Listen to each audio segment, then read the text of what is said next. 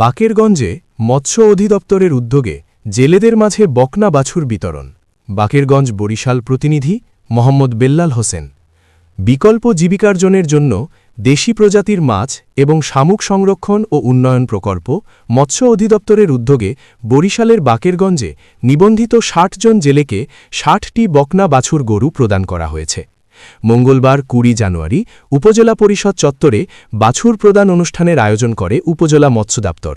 উপজেলা নির্বাহী কর্মকর্তা রুমানা আফরোজের সভাপতিত্বে অনুষ্ঠানে প্রধান অতিথি ছিলেন বিভাগীয় পরিচালক মোহাম্মদ কামরুল হাসান। বিশেষ অতিথি ছিলেন বিভাগীয় সিনিয়র সহকারী পরিচালক মোহাম্মদ মহসিন, জেলা মৎস্য কর্মকর্তা ড মোহাম্মদ হাদিউজ্জামান। উপজেলা মৎস্য কর্মকর্তা মোহাম্মদ সাইফুল ইসলামের সঞ্চালনায় অনুষ্ঠানে উপজেলা ভেটেরিনারি সার্জন আমিরুল ইসলাম সোহাগ এবং ইলেকট্রিক মিডিয়ার সাংবাদিকবৃন্দ উপস্থিত ছিলেন। উপজেলা মৎস্য দপ্তর সূত্রে জানা গেছে, উপজেলায় মোট নিবন্ধিত জেলের সংখ্যা ৫,৩৪২ জন।